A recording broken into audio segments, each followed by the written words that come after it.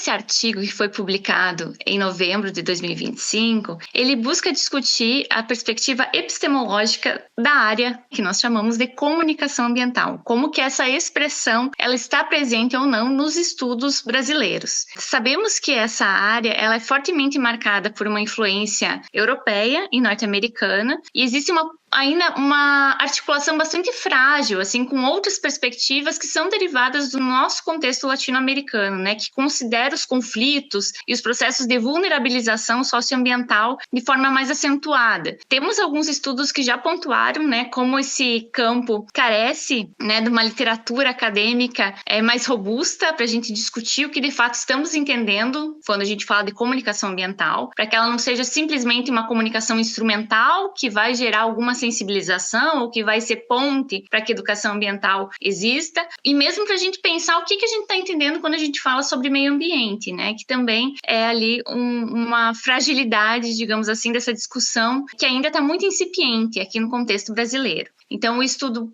partiu de uma busca por artigos nacionais feita no portal de periódicos da CAPES e também em teses de dissertações na Biblioteca Digital Brasileira de Teses de Dissertações no período de 2001 a 2025, tentando identificar que tipo de produção tem sido feita, né, e quais são os olhares, as metodologias, os autores acionados para se pensar a comunicação ambiental. E aí, como resultados, a gente observou que muitas vezes essa expressão comunicação ambiental ela é citada como se fosse já um consenso geral, como se a gente não tivesse que conceituar o que ela significa, o que ela representa para o autor naquele momento. A gente conseguiu encontrar apenas 2 dissertações que tinham comunicação ambiental no título desenvolvidas em PPGs de comunicação, ou seja, a gente tem muita produção também em PPGs multi-interdisciplinares, né, voltados à área ambiental, mas que acabam também conversando com a comunicação, às vezes sem se apropriar das teorias comunicacionais, e de modo geral, a gente consegue observar que isso também acontece em outros países, aqui da América Latina, né, a gente acaba se apropriando muito de autores de fora, tendo uma visão mais superficial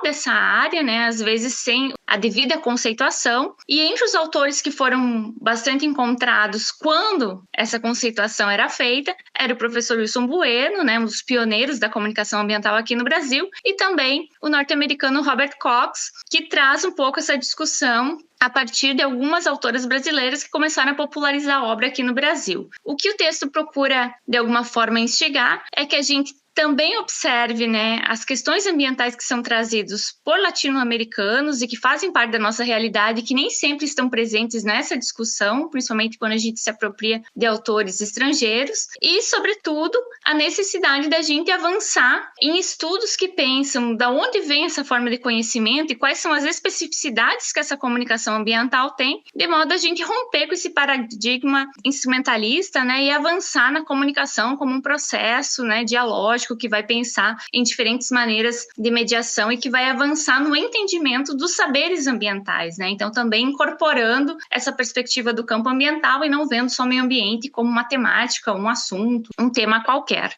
Então, em termos de discussão, a gente observa que o subcampo do jornalismo ele consegue trazer avanços nesse sentido aqui no Brasil, mas que outras áreas ainda demandam de mais conhecimentos, mais estudos para a gente pensar no que elas se sustentam, né? Embora a gente possa pensar a comunicação ambiental como algo transversal, a gente compreende que esses conceitos não devem ser usados sem ter uma problematização, né? Sem ter uma discussão que evite essa instrumentalização da comunicação e a ideia de que meio ambiente pode ser qualquer coisa, né? A gente precisa, de fato, determinar aí algumas bases, alguns princípios para garantir que o campo consiga apontar também